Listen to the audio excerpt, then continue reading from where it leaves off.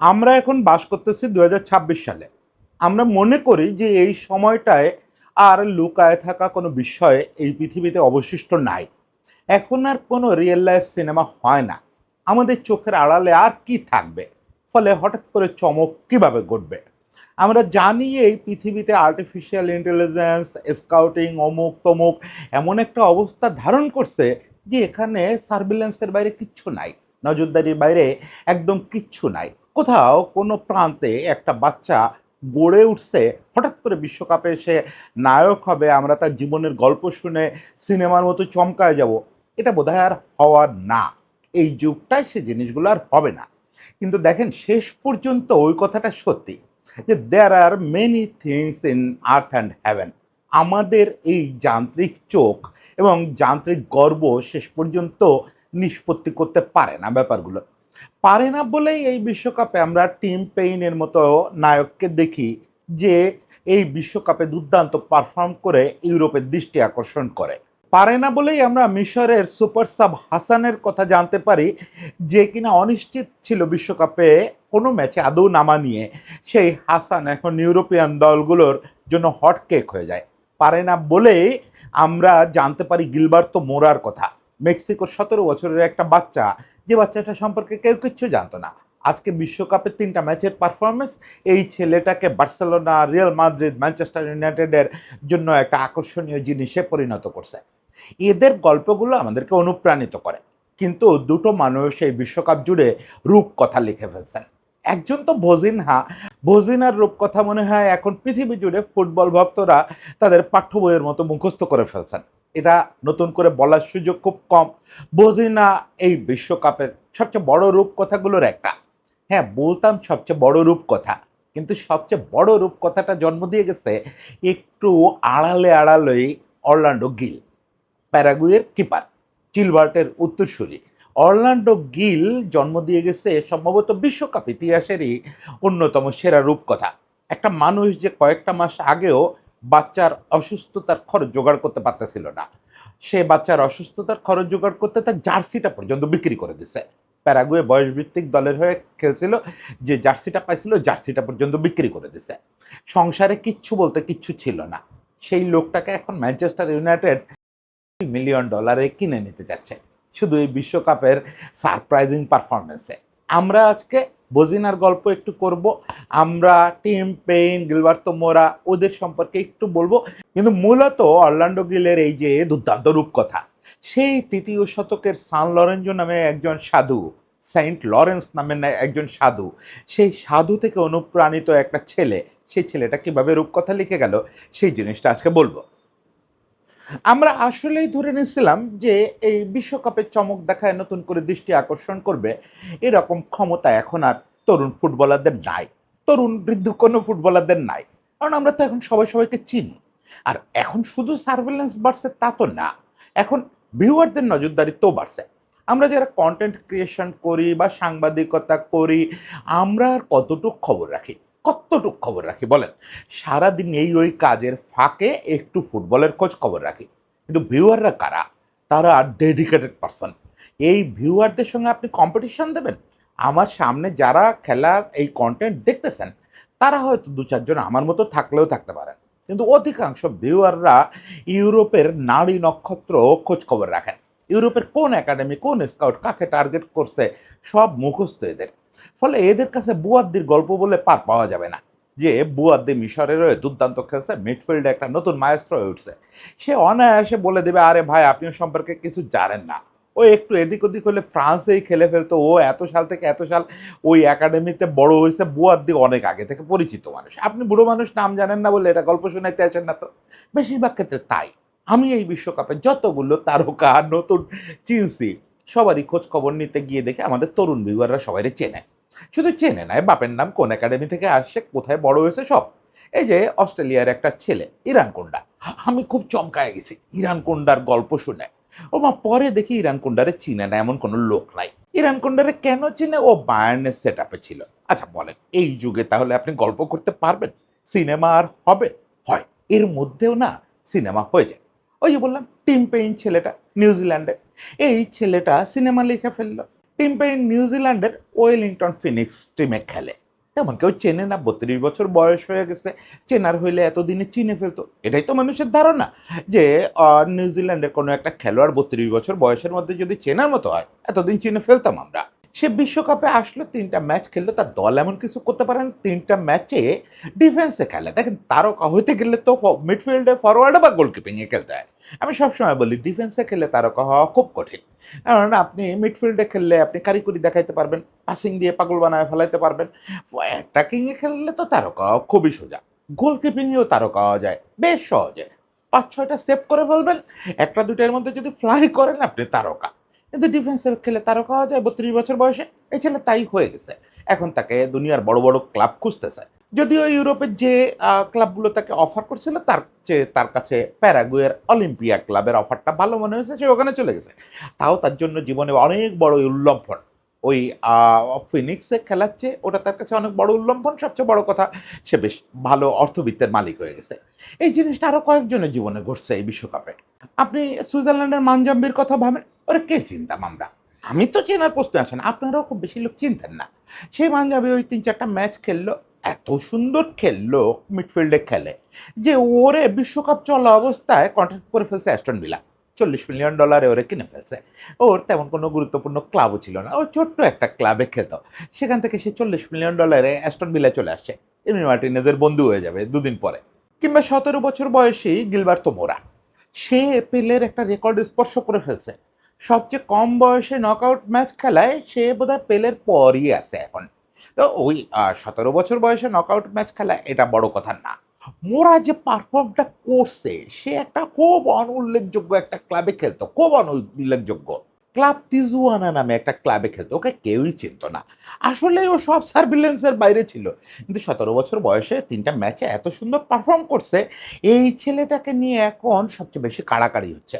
এবং এল ক্লাসিকোর দুপাশ থেকেই টানাটানি চলতেছে। বার্সেলোনা, রিয়াল মাদ্রিদ দু দলই তারে দলে বিড়াইতে যাচ্ছে। সিটি, আর্সেনাল, লেভারকুসেন, এই 3 দলও নাকি ফর্মালি বিট করতে যাচ্ছে। বোঝেন, 17 বছর বয়সী একটা ছেলে। আমরা তাহলে জানবো না যে এরকম একটা ছেলে? না, এরা সিনেমা লেখার অপেক্ষায় ছিল। কিন্তু সিনেমাটা সবচেয়ে বড় তো লিখলেন ভুজিনা। 40 বছর বয়স, ফ্রি এজেন্ট, পর্তুগালের একটা সেকেন্ড ডিভিশনে খেলতেন। এবং প্রফেশনাল পরিচয়টা অত দৃঢ় কোনো দিনই না। আমরা বজিনারে নিয়ে আলাদা তো গল্প করছি, বিশ্বকাপ চলা অবস্থায় পুরো একটা পর্ব করছি। তারপরেও সংক্ষেপে যদি আপনি একটু রিভিউ করেন, দেখবেন কেপ ভার্দের এই টিমে মাত্র 5জন খেলোয়াড় ছিল যারা কেপ ভার্দের ব্রট আপ বলতেও সেটা একটা এক বাচ্চা বয়স পর্যন্ত, বাকি 4জন। বাকিরা ব্রট আপ সব কিছুই মূলত পর্তুগাল সহ ইউরোপের বিভিন্ন শহরে। এরা Cape Verdean, but not Cape ভার্দেতে ব্রট আপ। বজিনা সেখানে বিরল ব্যতিক্রম, সে কেপ ভার্দেতেই জন্ম, তার একটা ওই লাভা দ্বীপে জন্ম। কেপ ভার্দের একটা আগ্নেয় দ্বীপ, এই আগ্নেয় দ্বীপের উপরে জন্ম। সেখানে ওই সে ফুটবল শিখছে, সেখানেই সে বড় হয়েছে, সেখানেই সে প্রতিযোগিতামূলক ফুটবল শুরু করছে। বেশ ম্যাচিউরড হয়ে যাওয়ার পরে ওই ভাগ্যের সন্ধানে পর্তুগালে গেছে। অনেক কষ্টে সেকেন্ড ডিভিশনে এই লেভেলে খেলে বেড়াচ্ছিল। অলরেডি তার সে কন্ট্রাক্ট এক্সপায়ার হয়ে গেছে। সে আর কি জীবনের ওই রাইট অফ করতে আসছে এই 26 বিশ্বকাপে। যাই একটু গিয়ে ছবি টবি তুলবো, তারপরে বিদায় বলে দেবো ফুটবলকে। তাই তো, তাই হওয়ার কথা না। এই লোকটা ওই যে লাভা দ্বীপের ডকের পাশে জন্ম তো, শরীরে ওই ক্যারিবিয়ান একটা ব্যাপার আছে। সে রাইট অফ করতে আসে নাই, সে ছবি তুলতে আসে নাই। সে এসে দেখেন কি পারফরমেন্সটা দিল। স্পেনের বিপক্ষে কি পারফরমেন্স দিল, আর্জেন্টিনার বিপক্ষে কি পারফরমেন্স দিল। স্পেনের বিপক্ষে ম্যান অফ দ্য ম্যাচ হয়ে গেল। আপনি চিন্তা করেন যে স্পেন বাকি দলগুলাকে কুড়ায় দিল রীতিমতো, সে স্পেনকে সে আটকায় দিল 8টা ক্লিন সেভ করে। ম্যান অফ দ্য ম্যাচ হলো। স্পেনের অ্যাটাকের সামনে আর্জেন্টিনা উড়ে গেল, আর বজিনা কেপ ভার্দের প্রাচীর করে দাঁড়ায় রাখলো। এরপরে মেসিরে বোগালো, মেসির একার 6টা শট ঠেকালো। মেসি তারে গিয়ে বলল যে তোমার মতো পারফরমেন্স করতে পারলে আমিও গৌরবান্বিত হতাম। জার্সি বদল করতে চাইছে বজিনা, তার সঙ্গে বলছে অবশ্যই জার্সি দেবো, আমি তোমাকে নিয়ে গর্ববোধ করতেছি। গর্ব যে বোধ করতেছে সেটা তো বোঝাই যাচ্ছে। মেসির আগ্রহে ইন্টার মিয়ামি এখন তার পেছনে উঠে পড়ে লাগছে। সে বিভিন্ন জায়গায় চিলি থেকে অফার পাইছে, চ্যাম্পিয়নশিপের একটা দল থেকে অফার পাইছে। তবে ধরেই নেওয়া হচ্ছে যে সে মিয়ামিতে চলে যাবে। আর সেও খুব মেসি ভক্ত মানুষ। মেসি আর সে প্রায় সমবয়সী। আর মেসির টান কে এড়াতে পারে? মেসির ডাক কে এড়াতে পারে? আর মিয়ামি এখন বেশ আকর্ষণীয় জায়গা। মিয়ামি অনেক তারকা ভিড়াচ্ছে তো। লাইফও অনেক সুন্দর লাইফ। যে লোকটা ক্যারিয়ার শেষ হয়ে যাওয়ার কথা ছিল, ক্যারিয়ার শেষ হয়ে গেছে, ফ্রি এজেন্ট। সেই লোকটা কি রূপকথাটা লিখলো দেখেন। সেই লোকটা এখন জীবন অন্যরকম হয়ে গেল। আবার প্রো ফুটবলে ফিরলো। আবার তাকে বড়, বড় তারকারা ডাকা শুরু করলো, বড়, বড় টিম ডাকা শুরু করলো। কিন্তু এই সবগুলো গল্প আমার কাছে খুব ম্লান লাগে অরল্যান্ডো গিলের গল্পটার সঙ্গে। অরল্যান্ডো গিল কে? এটাই আসলে এখনো আমি বলবো ফুটবল ফলোয়ার ছাড়া অরল্যান্ডো গিলের নাম মনে করতে পারা কঠিন। আমি আজকে যখন এই কনটেন্টটার প্রস্তুতি নিচ্ছি, তখন অরল্যান্ডো গিলকে আবিষ্কার করে বেশ চমকায় গেছি। তাই তো চোখের সামনে এগুলো দেখছি কিন্তু খেয়াল তো রাখতে পারি নাই। অরল্যান্ডো গিল শুনলেই আপনার একটা শব্দ মনে করতে হবে, একটা নাম মনে করতে হবে। সেটা হচ্ছে সান লোরেঞ্জো বা সেন্ট লরেন্স। সান লোরেঞ্জো, সান লোরেঞ্জো নামে শহরে প্যারাগুয়েতে তার জন্ম। সান লোরেঞ্জো নামে একাডেমিতে সে ফুটবল শিখছে। সান লোরেঞ্জো নামে ক্লাবে সে জীবনের সবটা অংশ কাটাইছে। অবশেষে ২ বছর আগে সে আর্জেন্টিনার সান লোরেঞ্জো ক্লাবে বদলি হয়ে আসছে। কিন্তু কোথাও ভাগ্যের কোনো সন্ধান করতে পারে নাই। চিলভার্টের দেশের মানুষ, চিলভার্টের প্যারাগুয়ে, যে প্যারাগুয়ে একসময় বেশ ভালো, ভালো কিপার উপহার দিছে। আর চিলভার্ট তো সর্বকালের সেরা কিপারদের একজন।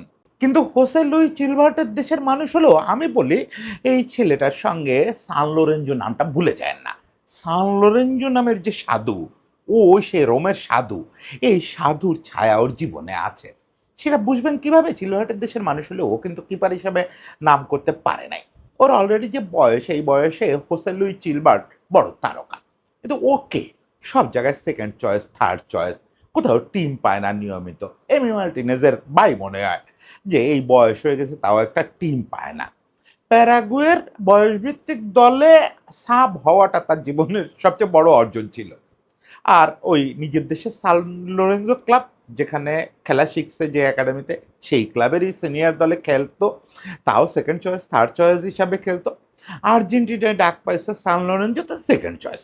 ওই বেঞ্চেই থাকা কাপ টাপ হইলে একটা দুইটা ম্যাচ পায়। সান লোরেঞ্জো খুব পুরনো ক্লাব, আর্জেন্টাইন সান লোরেঞ্জো। প্যারাগুয়েন সান লোরেঞ্জো খুব পুরনো ক্লাব। সব জায়গায় সেকেন্ড চয়েস। এর মধ্যে ও ডাক পেল প্যারাগুয়ে ন্যাশনাল টিমে। কবে ডাক পেল জানেন? আপনার মনে হতে পারে এই ছেলেটা বোধহয় অনেকদিন ধরে প্যারাগুয়েতে খেলতেছে। এই বিশ্বকাপ বাছাই পর্ব চলা অবস্থায়, বিশ্বকাপ বাছাই পর্বের শেষ হাফের ম্যাচগুলোতে বেঞ্চে ছিল। একটা মাত্র ম্যাচ বাছাই পর্বে খেলার সুযোগ পাইছে, একেবারে শেষ ম্যাচটা এসে। তখন প্যারাগুয়ের বিশ্বকাপ কনফার্ম হয়ে গেছে। তাইতে কোচ ওর একটা চান্স দিচ্ছেন যে বেটা লাস্ট ম্যাচটা খেল। এত সুন্দর খেলছে, কোচ অ্যাভয়েড করতে পারেন নাই। এরপরে 4টা ফ্রেন্ডলি খেললো প্যারাগুয়ে।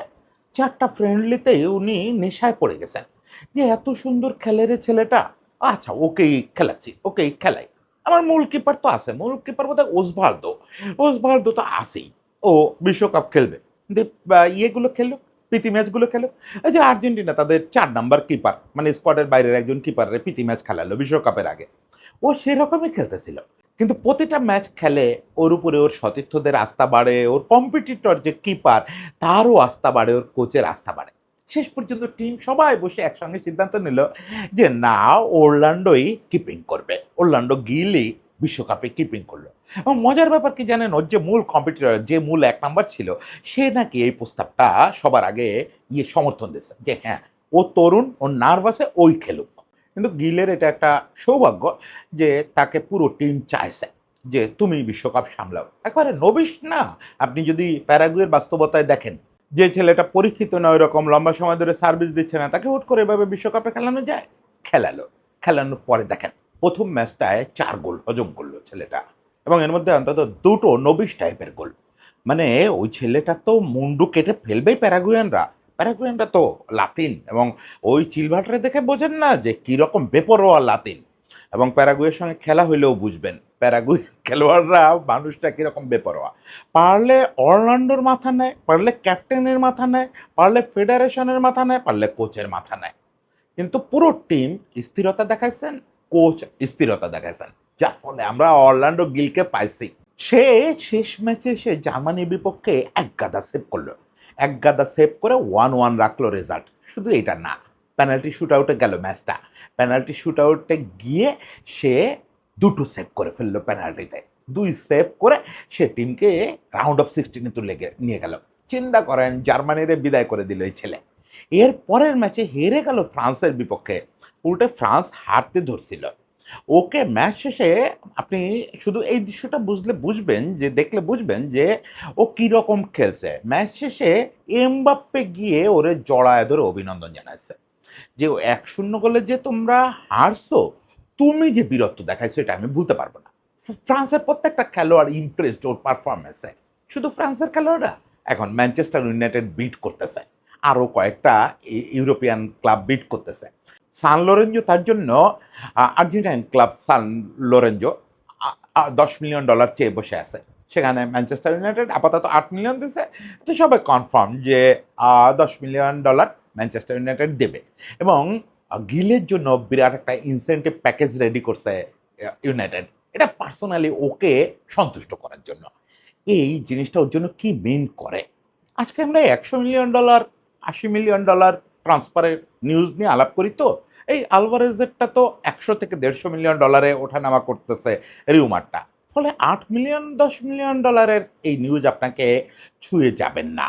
কিন্তু আপনি যখন জানবেন যে এই ছেলেটা সাধু লোরেনজোর ইতিহাস বহন করে, এই ছেলেটা দুদিন আগে খাবার জন্য কষ্ট করছে, $32 জন্য এই ছেলেটা নিজের সর্বস্ব বিক্রি করে দিছে, এই দুদিন আগে মানে মাস 6 আগের ঘটনা, তখন বুঝবেন যে $8 মিলিয়ন $10 মিলিয়ন এই ছেলেটার জন্য কত বড় একটা ব্যাপার। আমি এই সাধু লোরেঞ্জোর নামটা বারবার যে বলতেছি, এটা একটু মনে হয় 2টো লাইন একটু বলা দরকার যে কেন আমাকে সাধু লোরেঞ্জো এবং এই অরল্যান্ডো গিলের যে নামের মিলটা এটা এত আবেগতাড়িত করে।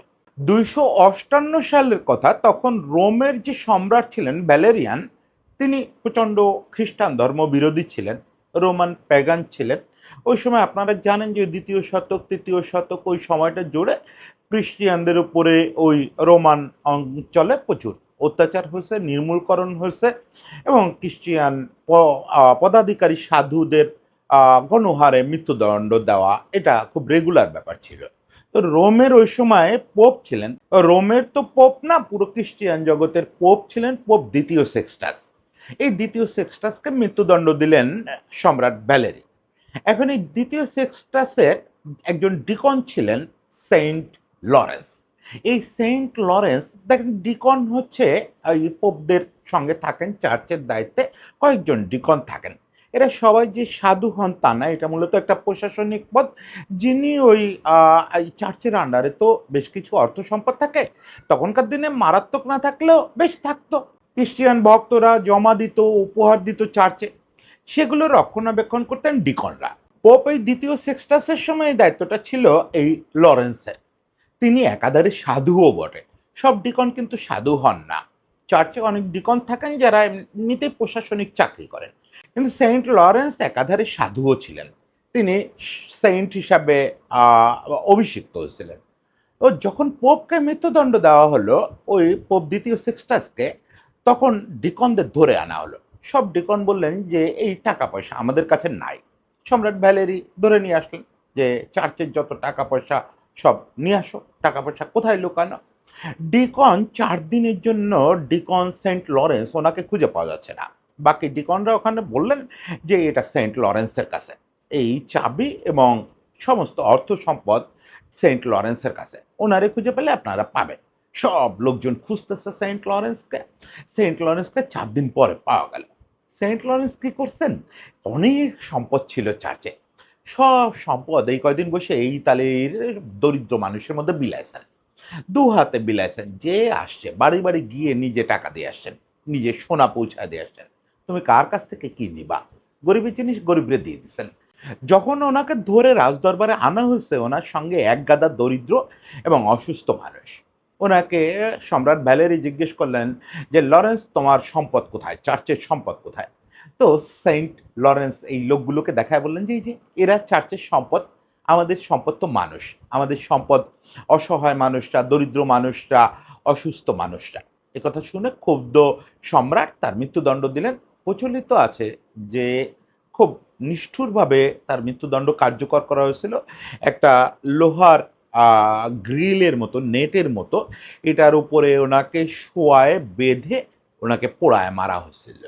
এমনও উপকথা শোনা যায় যে উনি পুরোটা সময় হাসতেছিলেন। একটা পর্যায়ে উনি জল্লাদকে বলছিলেন যে, "পেছন দিকটা তো অনেকটাই পুড়ে গেছে, এবার আমারে উল্টায় দাও। তাহলে সামনের দিকটা ঠিকমতো পুড়বে।" তো এটা রোমহর্ষক ব্যাপার। এই সেন্ট লরেন্সের যে উপকথা, এই উপকথায় স্পেনের ওদের হাত ধরে স্পানিয়ার্ডরা চিরকাল সেন্ট লরেন্সের খুব ভক্ত। সেন্ট লরেন্সকে বলা হয় খ্রিস্টান ধর্মের প্রথম শহীদদের একজন। তো সেন্ট লরেন্স এর যে উপকথা, এই উপকথা স্পানিয়ার্ডদের হাত ধরে লাতিন আমেরিকা আসলো। আসার পরে লাতিনরা তো সব নামকরণ নিজেদের মতো করে করে নেয়। ইউরোপে সেন্ট পল, ব্রাজিলে গিয়ে হয়ে যায় সাও পাওলো। সেই রকম ইয়েতে আর্জেন্টিনায় বা প্যারাগুয়েতে সেন্ট লরেন্স হয়ে গেলেন সান লোরেঞ্জো। সান লোরেঞ্জোর নামে বহু স্থাপনা প্যারাগুয়ে, উরুগুয়ে, আর্জেন্টিনায় আপনি পাবেন। এই পুরো এলাকাটায় যে কোনো সাধুর চেয়ে সান লরেঞ্জোর উপস্থিতি কম না। এমনকি বাইবেলে উল্লেখিত যেসব সাধুর কথা আমরা পাই, তাদের চেয়েও সান লরেঞ্জোর উপস্থিতি বেশ বেশি। কারণ কি? এইসব জায়গায় উনি অনেকটা দরিদ্রের ভগবান। যে এই লোকটা তো দরিদ্র মানুষকে সম্পদ হিসাবে চিহ্নিত করছিল, অসুস্থ মানুষকে। ফলে দরিদ্র মানুষ সান লোরেঞ্জো সাধুর মধ্যে নিজেদের ওই প্রতিনিধিত্ব দেখতে পায়। সেই সান লোরেঞ্জোর নামে একটা একাডেমি, সেই সান লোরেঞ্জোর নামে একটা শহর, সেই সান লোরেঞ্জোর নামে একটা প্যারাগুয়ান ক্লাব, সেই সান লোরেঞ্জোর নামে একটা আর্জেন্টাইন ক্লাব। এই সবগুলোর সঙ্গে রিলেট এই ছেলেটা, এই অরল্যান্ডো গিল। সান লরেঞ্জোর নাম বহন করে চলা এই যে অরল্যান্ডো গিল, তার জীবনটাও চলে দারিদ্র্য আর অসুস্থতার সঙ্গে লড়াই করে। একটা ছেলে প্রফেশনাল ফুটবল খেলে, বয়সভিত্তিক দলে একবার ডাক পাইছে, তার তো এত দারিদ্র্যের সঙ্গে লড়াই করার কথা না। এটা ঠিক মানে যুক্তিতে মেলে না। কিন্তু ব্যাপারটা হলো কি, 2024-এ ওর বাচ্চাটা হলো প্রিম্যাচিউর। শুধু প্রিম্যাচিউর না, ও বেশ কিছু মারণ ব্যাধি সঙ্গে নিয়ে আসলো। এই ট্রিটমেন্টের যে খরচ, সেটা এই বাপের আয়ের কুলায় না। ও যে লেভেলে আয় করে সান লোরেঞ্জোতে, তখনও পর্যন্ত প্যারাগুয়ের সান লোরেঞ্জোতে খেলে। তাতে ও সেকেন্ড কিপার হিসেবে যা পায় তা দিয়ে ওর বাচ্চার ট্রিটমেন্ট চলে না। তাই বলে তো ও বসে থাকতে পারে না। ওর বাসায় ছিল এমন প্রতিটা জিনিস বিক্রি করে দিছে। টিভি, ফ্রিজ, অর্নামেন্টস থেকে শুরু করে ওর বাসায় আর কোনো বিলাসবহুল জিনিস নাই বেচার মতো। শেষ পর্যন্ত না পেরে নিজের কিট বিক্রি করা শুরু করলো। যে এক সেট এক্সট্রা কিপিং কিট আছে, বেচে দাও রে। এক সেট এক্সট্রা জার্সি আছে, বাচ্চাদের কাছে বেচে দাও। $2 আসলেও তো আসবে। $2 বাচ্চাটার একদিনের ইঞ্জেকশন হবে। শেষ পর্যন্ত সে নিজের সঙ্গে খুব লড়াই করে ওর ওয়াইফ বলতেছিলেন যে ও আগের রাত সারা রাত কান্নাকাটি করছে যে কি করব। কারণ ওর জীবনের সবচেয়ে দামি জিনিস ছিল ও প্যারাগুয়ে যুব দলের হয়ে ডাক পাইছিল। ওই যুব দলের যে জার্সিটা, কিটটা, ওই সেটটা, এটা ওর জীবনের সবচেয়ে দামি জিনিস। এছাড়া ওর দামি কোনো স্মারক টারক নাই। ও সারা রাত কাঁদে, সকালবেলায় উঠে ওটা একটা মার্চেন্ডাইজারের দোকানে দিয়ে আসছে যে এটা বেচে দিও তোমরা। ও এইটা পরদিন সন্ধ্যাবেলা ওরা জানাইছে বিক্রি হচ্ছে কত টাকায়, $32.33। চিন্তা করেন, সান লোরেঞ্জোর একজন সেই নাম বহন করা একটা ছেলে, যে আজকে ম্যানচেস্টার ইউনাইটেডের 8 মিলিয়ন $10 মিলিয়ন নিয়ে আলাপ হচ্ছে, সেই ছেলেটার সেরা সুভেনিরটা বিক্রি হলো $32। ওটা দিয়ে ওরা আর কয়েকদিন ট্রিটমেন্ট চললো। হ্যাঁ, তারপরে আর্জেন্টাইন সান লোরেঞ্জো ক্লাব যখন ওকে কন্ট্যাক্ট করলো, অ্যাটলিস্ট এটা কনফার্ম হলো যে ছেলেটার চিকিৎসা খরচ চলবে। কিন্তু ছেলের চিকিৎসা খরচই তো শেষ কথা না, সংসার খরচ আছে, অন্যান্য খরচ আছে, কিছুই ঠিকঠাক মতো চলে না। ওর সার্বক্ষণিক ওই আর্থিক টেনশন নিয়ে চলা লাগে। ও তো পাশাপাশি যে কিছু করে খাবে সে উপায়ও নাই। আর ফার্স্ট চয়েস হয়ে উঠতে পারতেছে না কোনো টিমে, তাহলে একটু বেতন বাড়ে, তাহলে হয়তো দুটো ইনসেনটিভ পায়, ক্লাবের কাছ থেকে কিছু সহায়তা পায়। আর্জেন্টাইন সান লোরেঞ্জো ক্লাব মাঝে মাঝে ওরা কিছু সহায়তা দেয়। কিন্তু খুব অনিশ্চিত একটা জীবন। ও এই বছর খানেক মাস ছয়েক আগেও ভাবতেছিল ফুটবলটা ছেড়ে দেবে, ছেড়ে দিয়ে একটু টাকা পয়সা হয় এরকম কোনো একটা প্রফেশনে চলে যাবে, কারণ ও ছেলেটাকে বাঁচাইতে হবে। ও ছেলেটা কিন্তু এখনো পুরোপুরি রিকভার করে নাই। এই অবস্থায় সে চলে আসলো বিশ্বকাপ খেলতে। তারপরে নাটকীয়তাটা বললাম, দেখেন, প্রথম ম্যাচটা ওভাবে খেললো, অনিশ্চয়তার মধ্যে বিশ্বকাপ অভিষেক হয়ে গেল, প্রথম ম্যাচটা এক গাদা গোল খেললো, তারপরে সুপার হিরো। তারপরে এখন ম্যানচেস্টার ইউনাইটেডের বেঞ্চে চলে যাবে। অতি অবশ্যই সে ম্যানচেস্টার ইউনাইটেডের ১ নাম্বার এখনই হতে পারবে না, ২ নাম্বারও হয়তো কাপেও এখন ম্যাচ পাবে না। আস্তে, আস্তে হয়তো ম্যানচেস্টার ইউনাইটেডে একটা জায়গা করবে। ইউনাইটেডে না পেলে ইউনাইটেড আমার ধারণা নিয়ে ওরা এবছর লোনে দিয়ে দিবে। হয়তো চ্যাম্পিয়নশিপের কোনো টিম বা প্রিমিয়ার লিগেরই কোনো টিমে ম্যাচ পাবে তখন। তখন ওর যে স্কিল আছে ও প্রো দুনিয়ায় এই ইউরোপিয়ান লিগের দুনিয়ায় নিজের একটা অবস্থান করে ফেললো তার মানে। যে ছেলেটা দুদিন আগে $32 জার্সিটা কিটটা বিক্রি করে দিছিল। ও যখন ম্যান অফ দ্য ম্যাচের পুরস্কার নেওয়ার ছবিটা পোস্ট করলো, পোস্ট করে ওখানে লিখলো ওর ছেলেকে উদ্দেশ্য করে যে ড্যাডি ইজ হিয়ার, তোমার বাবা এখনো তোমার পাশে আছে, দ্রুত রিকভার হও, অনেক দূরে থেকেও আমি তোমার জন্য লড়াই করে যাচ্ছি। ওই পোস্টটা রিটুইট করলো ওর এক বন্ধু, রিটুইট করে লিখলো যে অরল্যান্ডো, আমি তোমার জন্য জীবনে কি করতে পারবো জানি না, তবে আমি তোমাকে একটা জিনিস বলি, তুমি তোমার ছেলের জন্য তোমার জীবনের সবচেয়ে দামি যে জিনিসটা বিক্রি করছিলে সেটা কিন্তু দূরে কোথাও যায় নাই, সেটা আমি দোকানে দেখে আমি কিনে নিয়ে আসছিলাম। ওরা সর্বোচ্চ যে দাম লিখছিল ওখানে সেটা দিয়েই কিনে নিয়ে আসছিলাম, ওটা তোমার জন্যই তোলা আছে।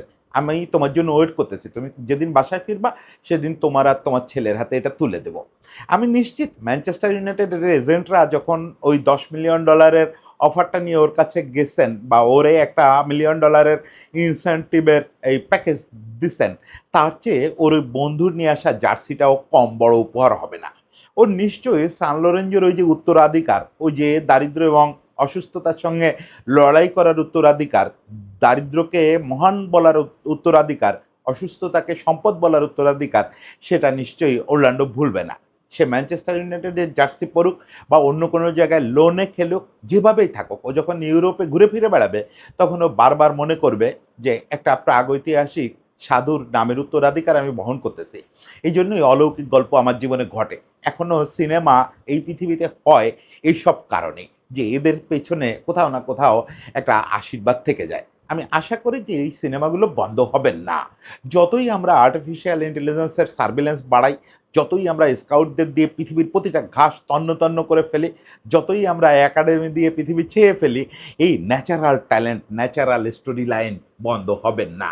আমরা কিছু বলার মতো গল্প পেতেই থাকবো। অরল্যান্ডোর জন্য অনেক শুভেচ্ছা, ভজিনার জন্য অনেক শুভেচ্ছা। তারা তাদের বাকি যেটুকু জীবন তারা প্রো লেভেলে খেলতে পারেন সেটা যেন সফল হয়। সবাই ভালো থাকবেন।